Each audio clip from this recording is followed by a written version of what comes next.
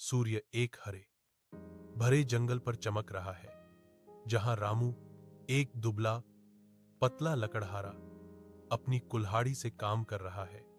उसके माथे पर पसीना चमक रहा है। कठिन परिश्रम के बावजूद रामू के चेहरे पर शांत संतोष की झलक है।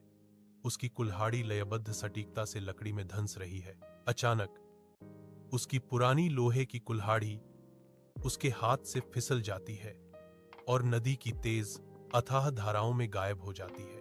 पराजित होकर रामू नदी के किनारे गिर जाता है। उसके चेहरे से आंसू बह रहे हैं। उसकी उम्मीदें धारा के साथ बह रही हैं। तेज धूप में युवा रामू नदी किनारे रो रहा है। उसके कंधे गहरे दुख से हिल रहे हैं। शांत नदी का पानी एक अलौकिक प्रकाश से चमकने लगता है। जैसे ही दयालु जलदेवता प्रकट होते हैं। जलदेवता की कोमल दृष्टि रामू की आंसुओं से भरी आंखों से मिलती है। जब वह पूछता है, तुम्हें क्या परेशानी है मेरे बच्चे? एक गरीब लकड़हारा रामू जवाब देता है, महाराज, मैंने अपनी एकमात्र कुल्हाड़ी इस नदी में खो दी है।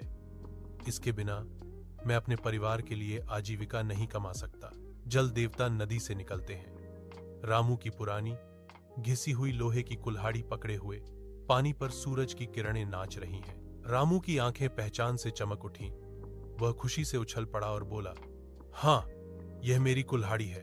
रामू की ईमानदारी से गहराई से प्रभावित होकर देवता मुस्कुराते हैं, लोहे की कुल्हाड़ी लौटाते हैं और सोने और चांदी की कुल्हाड़ी भेंट करते हैं। अभिभूत होकर रामू जल देवता को धन्यवाद देता है। उसके चेहरे पर आशा की एक नई चमक दिखाई देती है।